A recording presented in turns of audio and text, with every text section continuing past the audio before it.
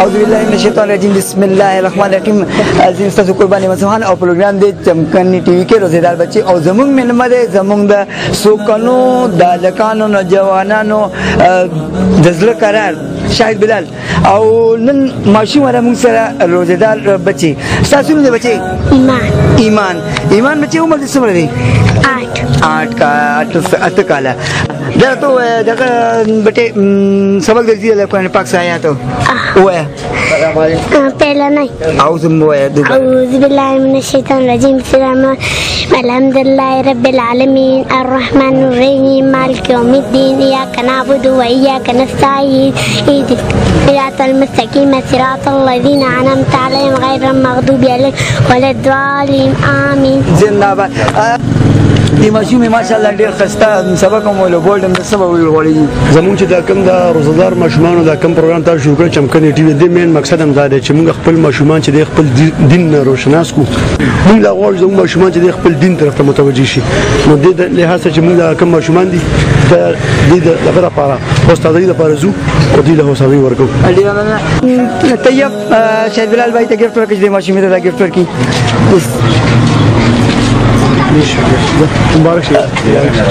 دا بل ماشوم موږ سره د کوټانو د محلي خپل دي هم نن روزه د او د واتس اپ په ذریعہ موږ سره رابطه کړو ماشاءالله موږ د کړه خدا زموږ د عباس بھائی دورم دا.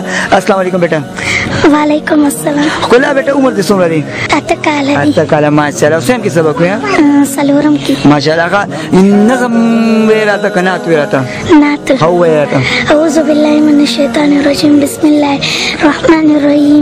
مدینہ ډېر ښکلی وطن دی زی فزړ کې دالې دوهرې من لراما زی فزړ کې دالې دوهرې من لراما مدینہ کولی پجیان دا زکای کی پرزے کی صفتوں اونا زکای کی پرزے کی صفتوں ماشاءالله. ابا سری بھائی نن دې د روزه دا سخت دغه دي تاسو جی.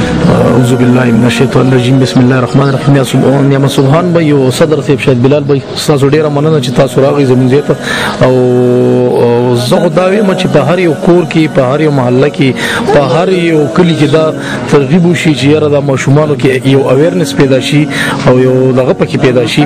نن سبا کفار او غیر مسلمو دا موبایلونو وخت دي پبجی روخ کې دا شی یو شی بل شی غلط دغه معموله پکار دي چې خپل بچو ته د روزي د سبق د دین د اسلام طرف ته مایل کو او بس دا زموږ پیغام دی چې ټول مسلمانانو امت مسلمه ته طيب شاهد بلال بھائی ته گفت ورکړي ماشوم ته گفت ورکړي.